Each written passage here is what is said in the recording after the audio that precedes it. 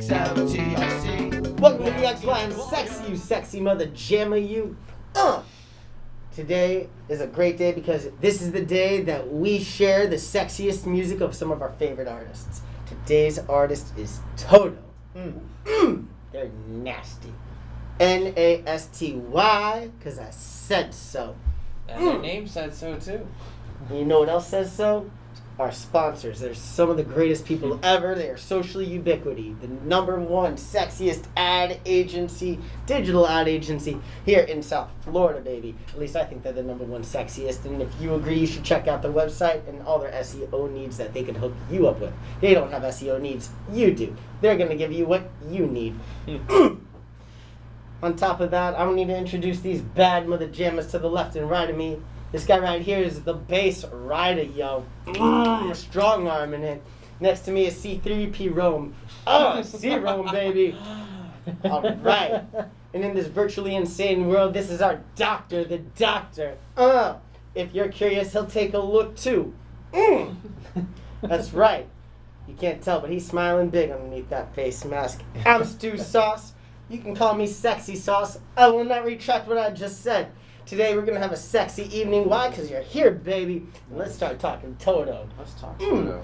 Yeah, that was the dog in that Wizard of Oz movie, right? I think that's what they said when they were first asked about it. I have my questions about how that originated.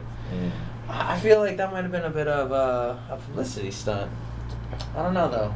You should have asked them. What makes you say that? Wikipedia? You need to go to the source, dude. I'm sure these guys are still alive. I'm glad he's honest because I think Wikipedia also said that their lead singer, Bobby Kimball, his family's name, their origin is Toto, spelled Toteaux. Okay. French Quarter New Orleans style kind of a thing. So then they took that name, modernized it, and every time you go to a restroom in an airport, there's a Toto toilet. There So, you go. yeah, so the stories are very, very, very out there. But we won't know unless if we ask Steve and, David Page and Steve Porcaro and, because I don't even think that they know how they got the name, But if you're out there and you're watching, leave us a comment in the video. And if you've not done so yet, subscribe to our channel. Give this podcast a like. Comment about your favorite song that we share with you. And while you're at it, then go to the Spotify playlist that we made for you. It's called Toto's Top 4. It's going to share with you the cool songs that we're sharing with you tonight. And it'll allow you to collaborate with our dope playlist and make it your dope playlist. Share your favorite Toto song. We want to see your favorite Toto song. And then we want to dance around to it. Naked. Totally naked. So I think Toto, they're well known for one particular song. So I think we're going to learn a lot tonight. Who wants to start with the obvious elephant in the room? I actually want to start with something before we get into the songs, I want to start with something that maybe a lot of people don't know. I find Toto to be one of the most underrated bands ever. And I'm going to tell you exactly why right now. The reason why Toto is the most underrated band, in my opinion, is, you guys probably don't know this, they were the backing band for Thriller, Michael Jackson's seminal album. They were the backing band. Did you guys even know that was an actual band and not a bunch of synthesizers and computers? No, they were actual musicians playing that pocket. Oh my God. That's right. Like, if you're a musician, if you ever tried to play Michael Jackson, you would know. Even though it sounds simple, it sounds like anyone can play it. No. And these guys played it. They recorded that stuff. That's right. So amazing. If you guys see people play Michael Jackson in a bar and then you listen to the track, you're going to be SMH all day, shake my head, and be like, I need to play this one when they turn their music on. Blah! This is the original, real deal. The Broward County Fair. No, I'm kidding. Michael Jackson. As you can tell, I'm brainwashed. That's okay. So let's start with the songs. So I guess I'll address the elephant in the room. You got to. You have to. Since I selected it. Sorry, man, we're all in your song. That was appropriate. It's Africa. Hey. It's the big ear elephants. There you go. For those of you keeping score. We all felt the rains in Africa. Africa has been covered so many times. If you ever listen to that song and you try to dissect it, you hear the musicality of it. It's just so Yeah. it's so wild. How I many mean- synths do they have going on at one time at any given time? And in a way, it's kind of a cartoonish and ridiculous song, and at the same time, it totally is current at the same time. I mean, Weezer covered it, and I actually didn't even hear their version. It's It's not as good as the original. it's No, not because as good as the original. it's We'll say. I like Weezer, But- but I don't like Weezer Agreed. playing Toto. Agreed. Have any of you ever seen that video of the choir covering? Yes. You know what I'm talking about, right? Yes. Like a huge choir, Yes. like 60 people. Yeah, they cover all the parts, man. Yeah, all of it. Yeah. So it's a choir to do with their voices. They do everything. Is it like acapella? Yeah. Yeah. Nice. Yeah, it's amazing. So, after this podcast is over, not before, look it up. Africa, done by a choir. I'm sure it'll come up. And if you like them, you should also like our podcast and like our page. Subscribe to the Exotic Yeyo channel, you cool mother jammy. You. If you think Toto's sexy, we think you're sexy. So more reason to subscribe and like our page. I'm off my soapbox. It's a small soapbox. It's all good. Yeah, but it's you're right. It's the elephant in the room. It's probably the most famous song by Toto. Everything about it is great. The instrumentality, like just the instruments are playing, they all kill him. Try to sing. Right. Try to sing that. Yeah. Oh my gosh. The Try to sing it range- in your car. Oh the my range god. on that is absurd. Yeah. it's When you try to sing it amazing. in your car, turn the volume off so you can hear what you really sound like, and The not what you think you harmonies. sound like. You guys are throwing down. It's hard to pinpoint what key they're living in because I think they changed keys. I don't know. I remember in college trying to cover it with a few friends, and no one knew where to begin. Mm-hmm.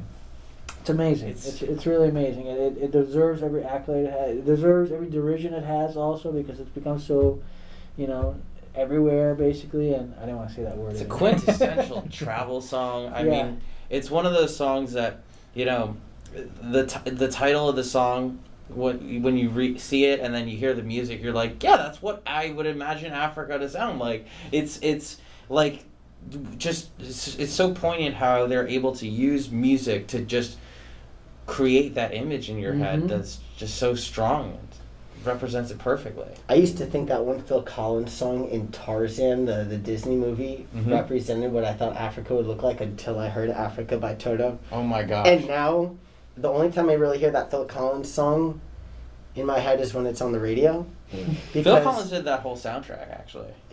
Awesome. Phil Collins is a G. Wild. However, Toto really stole the whole entire continent of Africa away from Phil Collins. Seriously. All right? Yeah, it was like that one book I read, and I don't even remember it because it's been so long. It's definitely the biggest continent to be commandeered by an entire band because for those of you that are getting confused, I often confuse Men at Work's song "Land Down Under." They get conflated in my head. Yeah. That is really funny. Actually. Heart of Darkness. Sorry, it took me a Heart while. of Darkness. Yes. Heart Every of time I Darkness think of by Toto. But that's what comes to my mind. When I think Africa by Toto, I think Heart of Darkness by Joseph Conrad.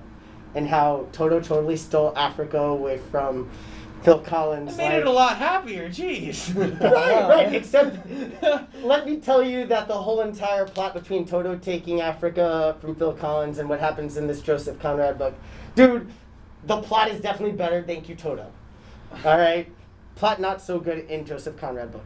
Captain Tangent here. I still don't get what he just said, but that's okay. What's your choice for a song? My choice of songs is a song title that shares a name of an Andrew Dice Clay joke, and that one is Georgie Porgie. Oh, dude, great song. Mm-hmm. Great song. Really good joke too, but I'm not gonna say it. It's inappropriate for our podcast. So if you like inappropriate things, you should like our podcast and subscribe, and then comment and be like, "Yo, what was that joke?" And I'll tell you. I have no problem writing it out. I just have a problem saying it out loud to you. They won't like that. Tell us more about Georgie Porgy. Georgie Porgie has the groove, dude. Oh my god, the guitar in that song, the groove in that song is nasty. It just makes you just move your body, like, not even your head. You can't do this. You have to shake it all. You just get into it. It thrusts you. It's like a roller coaster. And there's no telling the guy thumbs up or thumbs down. You're just on it, baby, and it's good. I've been to the top of the mountain. That's where I heard Georgie Porgie, and it was good. Yeah. The title has a rhythm to it, Georgie Porgy, and the song just has this powerful rhythm to it. There's a female vocalist that comes in too, right? Is that the song? Mm-hmm. Yeah.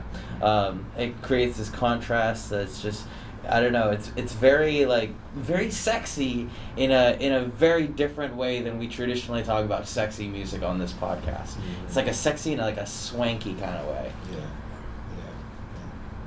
I like the guitar solo in it. Mm-hmm. Yeah. Steve Lukather there, bad boy.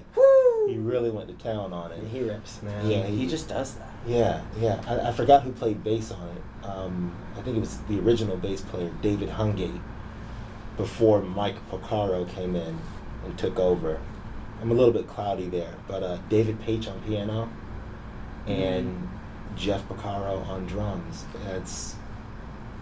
Those are Michael Jackson's boys, okay? Mm-hmm. You don't So- need Wikipedia when you have the doctor. Serious. I mean, Right, no joke. I mean, and it's really good that you said that, how instrumental they were with Michael, because they're all session guys. Yeah. I mean, Boz Scaggs, Michael McDonald, Michael Jackson, and the list goes on and on and on.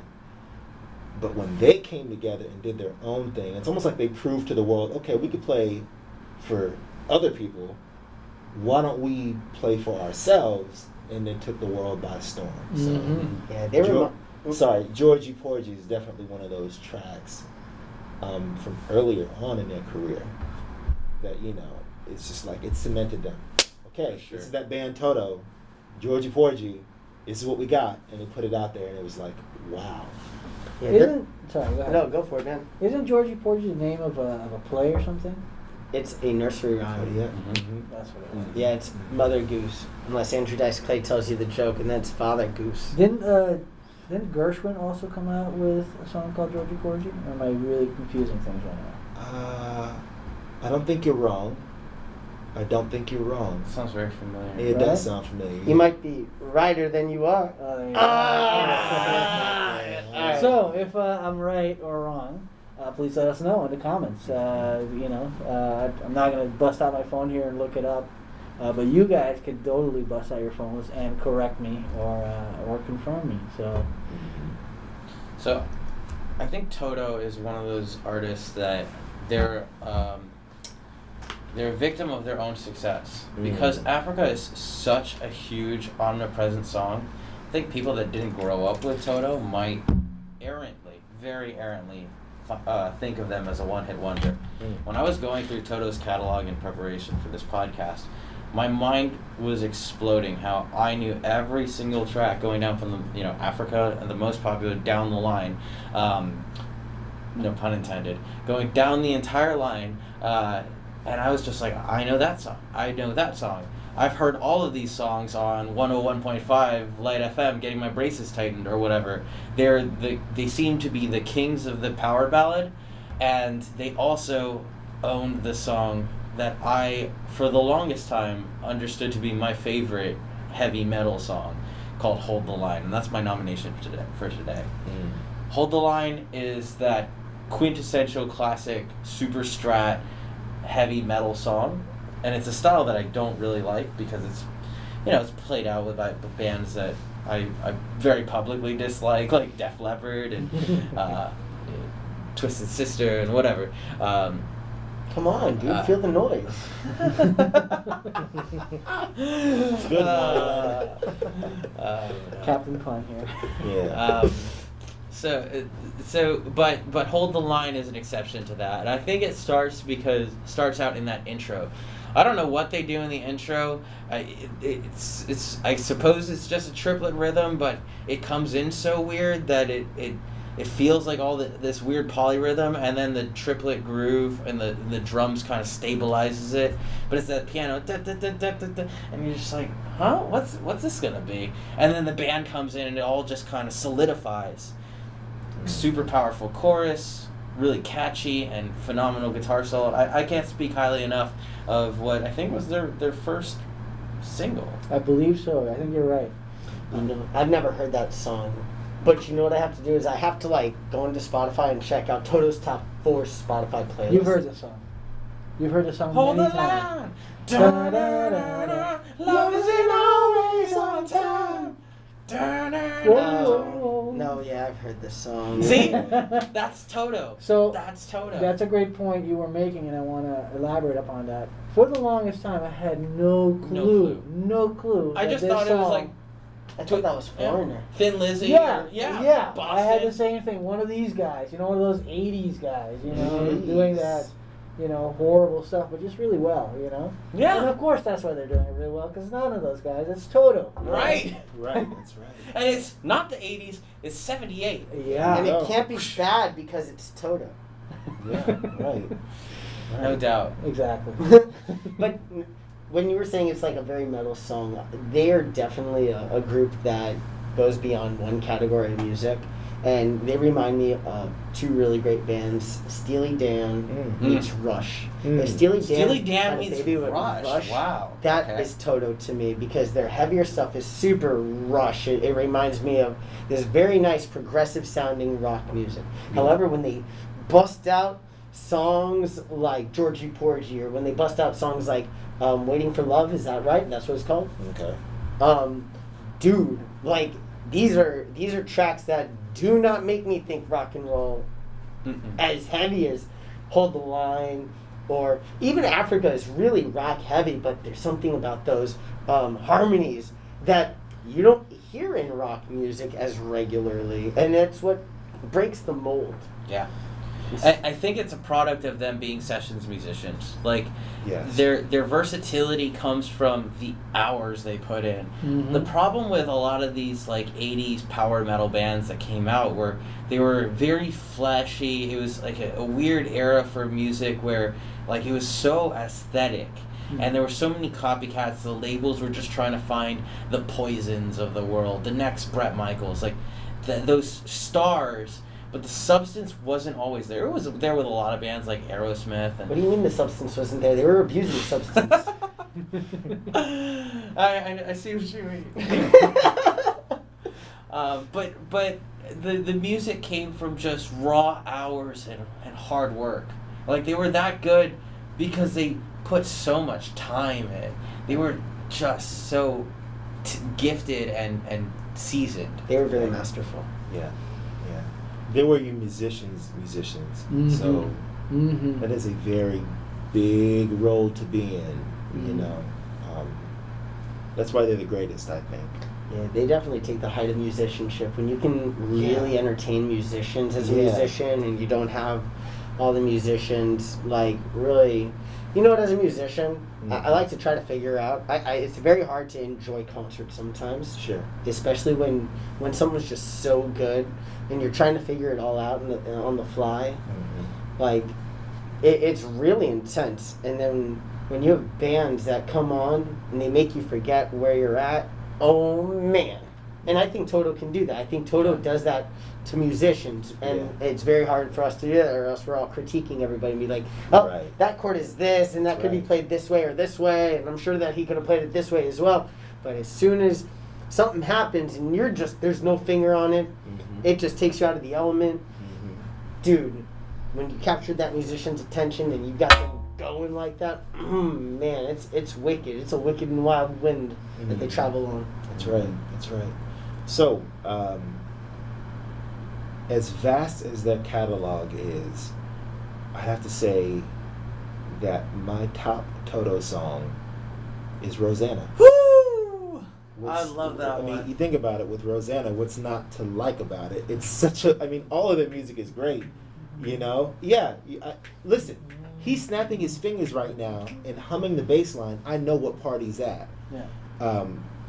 And it's so iconic, Yeah. But I mean, you could break that song down from the lyrics to the instrumentation to the way that it's arranged. It's just a great song. Jeff Porcaro played drums on it. Talk about it. The Can I talk about it? Talk about Can it. I talk about Talk it? about I'm it. gonna talk Talk about sexy it. about it. I'm gonna talk about it for maybe all of 25 to 28 seconds. Okay, here we go. So, Jeff Porcaro, the late great Jeff Porcaro, played drums on that one because he was a member of Toto, rightfully so. But he invented that shuffle. Let me not say invented that shuffle. He popularized the shuffle. Can I say that? Yeah. Yeah, that's really a Bernard Purdy. Purdy, yeah. Because Purdy Purdy is the shuffle. man, dude. Yeah. Steely Dan, remember that. Right. The Purdy Shuffle was very much publicized on that record by Jeff Porcaro. What's funny about it is you can, and I think you all have heard me play that at least once in a rehearsal or something like that. I'm sure you busted it out of the show. Yeah, I'm sure I have. But you can hear 1,000 different drummers play it, and they're all going to play it differently. Mm-hmm. But guess what? When they're playing it and they're in the backbeat and you hear that foot, doom, doom, doom, doom, doom, you know that they're attempting to play. Mhm. And I use that word very strongly. They're attempting to play Rosanna. You know, a lot of guys don't get the pickup right. They can't keep that foot going. You know, their right hand or their left hand, depending on how they play, is not strong enough to hold that shuffle on that hi-hat. It's just not strong enough, you know. But Jeff Porcaro really lets you know, hey, I'm going to take something as simple as a shuffle, and we're going to popularize it. Mm-hmm. And well, you all know the story. It became one of the most popular songs ever put out. I forgot how many Grammys that song won, you know. But that's my favorite song. And for all the songs that are named after a girl's name, Right. That's one that's just Right. they really make it worth it. Yeah, man. Did they write a song called Chelsea as well then? I don't think that really was- know. They wrote a song called Pamela. It's a good one. But, you know, I mean, yeah, it's called Rosanna after somebody's girlfriend or whatever. But, you know, and the lyrics are a completely different story, you know. I mean, I'm sure it was one of their girlfriends for at least a day. Yeah, I think it was Steve Porcaro's girlfriend. But anyway. Long term or short term? You should ask him and he should comment right here on the, Yeah. what is this thing called again? Podcast. Yes. That's right. Yes. My mind is escaping me. That's okay. My mind has escaped me. We know that. No brain, no headache. That's all right. But yeah, I have to say Rosanna definitely is my favorite song, my top song by Toto. Okay. It's hard to argue. It's a groovy song. Yeah, man. The vocals in that Yeah. are insane. Another just big flex. Yeah, I think no, all of these songs have vocal big flexes. Vocally, they're great. So Yeah. I think the comparison you were making is very good with Steely Dan and Rush, except that vocally these guys are Oh, they supersede both those they're bands. another level. How, but the musicianship, man. Musicianship is there. It's definitely there. Yeah. It's definitely there. I would agree. All of their songs highlight their talents. Mm-hmm. Doesn't matter the song. Without being showy about it, Right. which is hard. Yes. Which is very hard to do. Yes. Because we know a lot of showy musicians, Absolutely. but these guys show their musicianship without having to, rub it all in your face. That's right. You just gotta listen for it. That's right. For musicians, basically. Yeah, absolutely. So Again, they are the musicians' musicians. So if you had to reference anybody, you should reference those guys. Mhm. So I mean, no better example of that than the Hold the Line guitar solo. I Mhm. mean, that's like the template for a guitar solo, Mhm. or 8 or 16 bars, whatever it is. It's like if you go into the studio and they say, "Give me a guitar solo," it's gonna be modeled after that. Again, Yeah. it goes back to that session work. They just Yeah. put in the time to become dope musicians. That's right. So practice 3 hours a day. And if you've never heard these songs, like I've not heard a lot of these songs, we'll catch each other on that Spotify playlist. Toto's Top 4, check it out. And then add your own top number of Toto songs, because I'm sure your taste in Toto is a little different than our taste in Toto. And we'd like to share the flavor, baby. That's right. They don't call me sauce for nothing. I love flavor. We know that. All right, why don't we start us off on the top 4 here? You- We're number 4. I'm number 4. Yes, I am. Do we need to rename the Yes, songs? we do. Would you mind? Not a problem. We have Africa, Mm-hmm. Rosanna, Hold the Line, and Georgie Porgie. Well, I'm not a fan of rock music. I mean, I like that you play it. I like that we can play it. I just don't like playing it often, and I barely like listening to it. Therefore, Hold the Line is going to take the number 4 position in my Fair book. enough. So the rockiest guy in our band just told us he doesn't like rock. Yeah. I like Fish, but I don't like much rock music. I like the Allman Brothers, who's rock, but I don't want. Anyways, my taste in rock music stops at jam band music, as you can tell. So he goes with Hold the Line. I'm gonna go that way. This one's really hard for me because I do enjoy my rock music, and it's a toss up between Georgie Porgy and Rosanna, but I think I've got to put Georgie Porgy in this slot simply because I can never get that Rosanna out of my head ever, no matter how hard I try. So it's stuck there. Yeah, I have to agree. You know, they're all great songs. Georgie Porgy is number 4 for me. As I always say, be lucky it's in the top 4.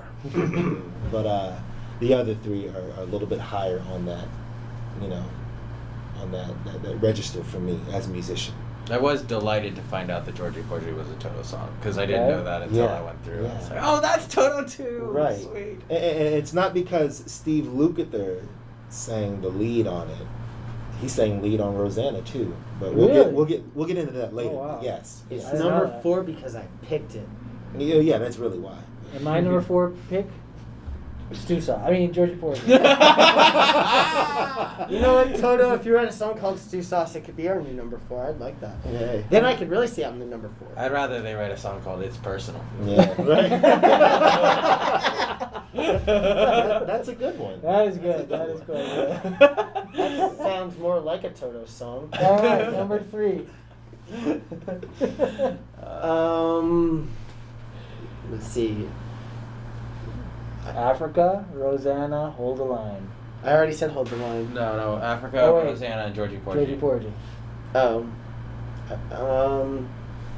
I guess I'm gonna have to say Rosanna because I've never heard the song. I have to go into the archives on. Rosanna, Rosanna. I always confuse Rosanna with Joanna.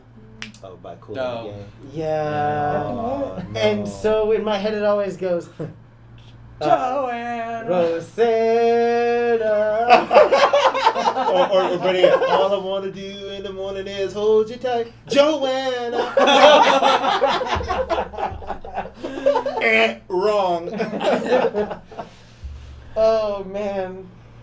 I think I should Roxanne. just combine the 2 bands and call them Toto Cool. Oh boy. Cool and the Toto cool Cool and and the his Toto. Cool got lost on the Toto. Yeah. Yeah. So you're gonna go with Rosanna. I have to go with Joanna. I mean Rosanna. Rosanna. Yes. Okay. All right. I love the song Rosanna, and I'm picking it here in with some more substance behind it than simply I don't know it. It's just the other 2 are icons. They're icons. It's as simple as that. Sure. Okay, I see that. Much love to the Pretty Shuffle. Absolutely. Oh, nothing but love. My number 3 is Africa, and I'll tell you why. But first, be lucky it's in the top 4. I think the way that pop culture in the last 5 years has embraced the song has kind of done it in for me up here a little bit. So now Fair enough. I don't. Does that make sense? I don't really. Sorry, guys. I don't really care that much to hear Africa be performed by another band, No, certainly not. especially not Weezer. No offense. You know, if I want to hear Africa, I want to hear Toto perform Africa. I don't even want to hear the band across the street right there play it. Mm-hmm. You know, even though it's a staple, it's a classic song, but I think pop culture kind of did it in for me. I think, I'm with you on that, and I think it's a song that most groups should not try to tackle. Right. No, you can't. Thank you. You know what I'm saying? Technically it's up there. So most musicians can't even really try to attempt it. Right. And then if you're going to add all the harmonies and all that, and all that is important, and all the sound effects that they create. It's an undertaking, yeah. Yeah, like the raindrops and all that kind of stuff. Yes. It's all part of it, Yes. And if you're Yes. missing, any actually, going back to that choir thing, the choir, they make sure they get all of that. All of it. And they get, I don't know how many people, but well over 60 people Right. to go and, and that rendition is a good rendition. Right. You know what I'm saying? Right. That's Because right. they went all out and they did everything as it's supposed to be, and it's one of those songs that really should be played as it is, Right. rather than make a punk version or a rock version. Yeah. That's not a song you want to make a separate version. No. It would be the same as someone taking, say, Sir Duke by Stevie Wonder. Stevie Wonder, Yeah. and then trying to turn that into a different. You It can't just- do that. it You wouldn't can't work. do that. No, Yeah. you either gonna play it the way it comes or don't even try. Yeah. And I agree with you on Africa for that. Good. Thank you. I'm not alone. But no, that's a prime example of when something is good, don't try to rework it. Still makes my number 3, and we're in icon stage here. Yeah. Actually, the top 3 here are all super iconic songs. Yeah. I'm actually going to go with Hold the Line in this case. Mhm. It's hard to choose between the 3, but and I hate to agree with Stu because it's personal. He doesn't like me very much. I know why. You might know why. But we all know why now. But yeah, it's also like it's a rock thing. I'm not I'm not too crazy about rock anymore as I used to be. I still definitely very much appreciate Hold the Line. But if I have to pick between these 3 icons, that's going to be my deciding factor in this Sure. case, to put it 3rd under those 2 other icons. Sure. Sure. Where are we at now, Stu? With Stu, yeah, Mr. Sauce here. I know my choices are now Africa and something else, and so I have to say the other song is my number 2 because I can't even remember the name of it. Was it Rosanna? No. No. I'm sorry. You said that before. Yeah. You went Hold the Line on 3, Right. and you went. So you have Georgie Porgy and Africa left. Oh. Your own song. So I'm gonna make Georgie Porgie number 2. Hey, it made the top 4. Words of this guy. Yes, and I like that. Which makes you number 1? It makes my number 1 Africa. Different band, my bad. Still a good band, yes. Yes, but Africa, totally my number 1 because I bless the rains down in Africa. Did you boy. know? Yes. And then I can't remember the rest of the lyrics, but every time I think of them, it makes me think of a very squinty-eyed yelling person. Like, you can't see my mouth right now, but it's really wide open. And you can't see my eyes right now because black shades on my face, you can't see my eyes. Sure. Okay. No, never mind. He had to make sure. So Africa's your number 1. Africa's my number 1. All right, let's go to. So while I also have I don't want to say outgrown, that's a bit patronizing. While I've also grown less fond of rock music over the years, I think it's incredibly impressive for a band that doesn't even really do metal to make heavy metal. I should make the distinction. That doesn't even do heavy metal, make me like a song in a style that I ordinarily don't like at all. Even when I do go through my phases of liking rock. However, Africa is just far and away there's levels to this, and in my opinion, Africa just stands so much higher than Hold the Line simply because of what it did for music. I mean, while it has been totally played out, and it is unfortunate that it's in a way been co-opted by bands that want to put their own spin on it or perhaps half-ass it.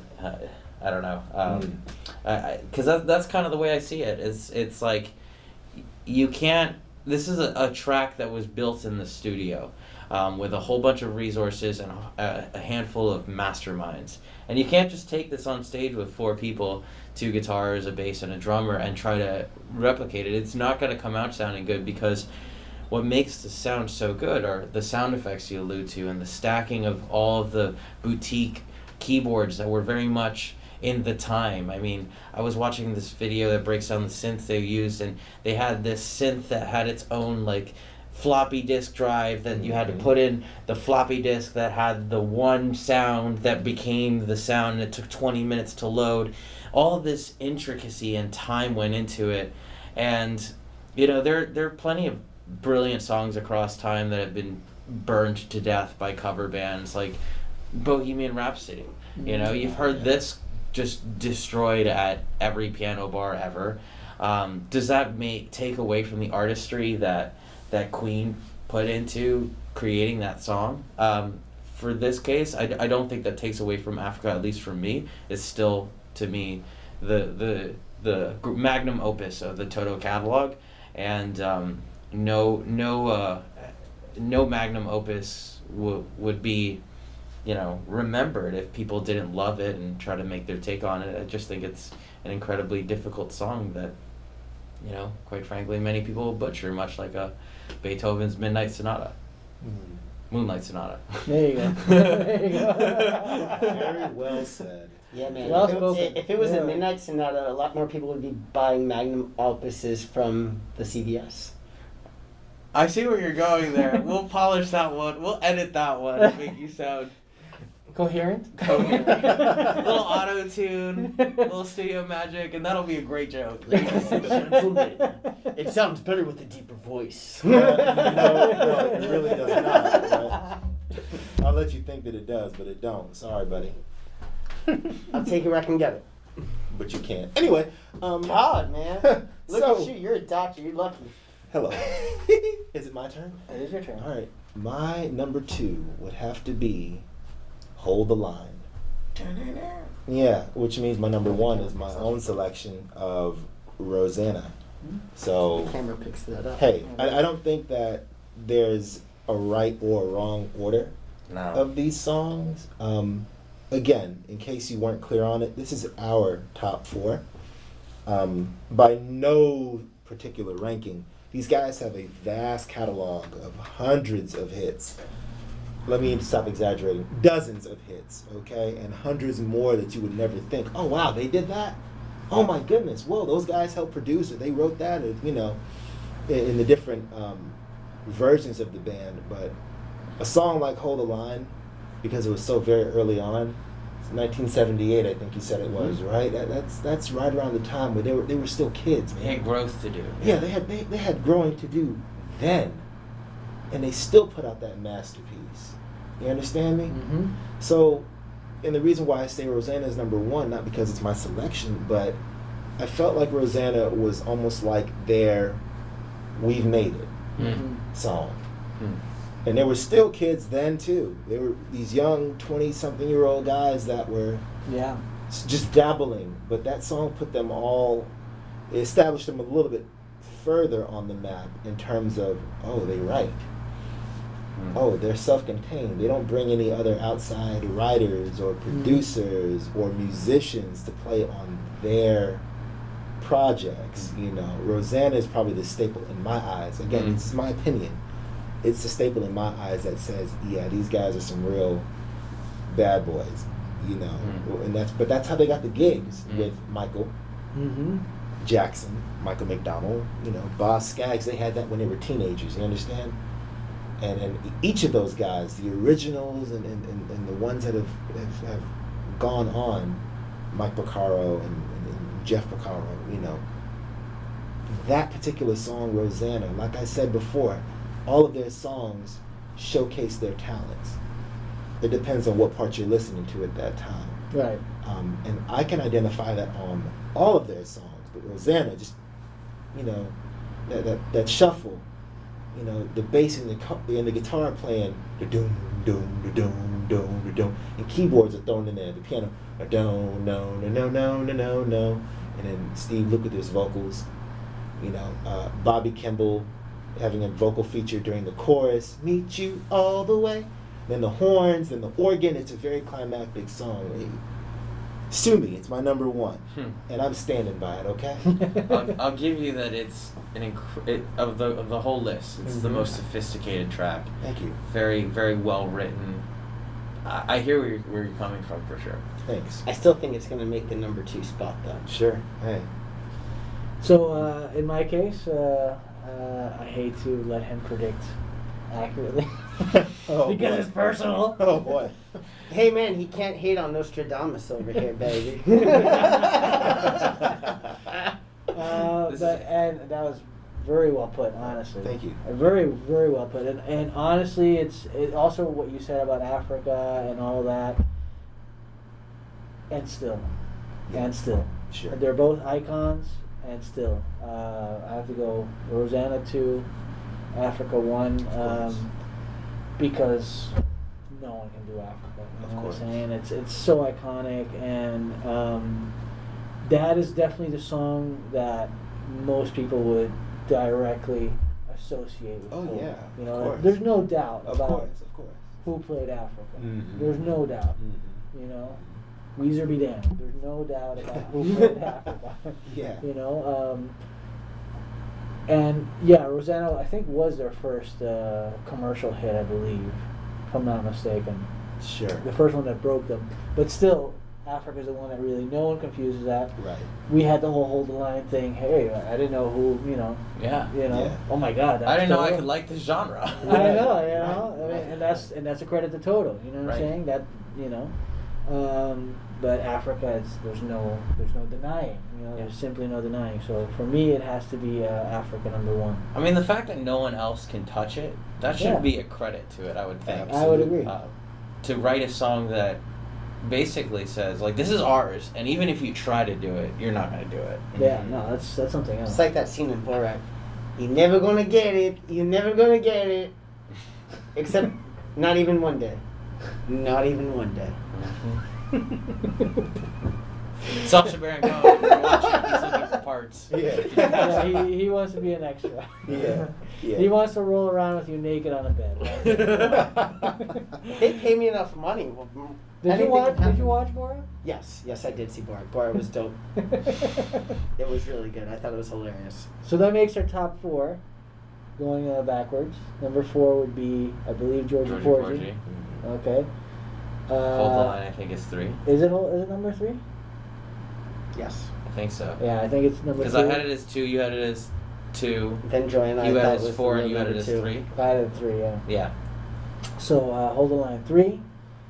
I think Rosanna is 2. Rosanna. And Africa is number 1. So if you agree, disagree, Be sure to like and comment there you go. on the Exotic Yeyo YouTube channel, home of the sexiest podcast, where we put the XY in sexy.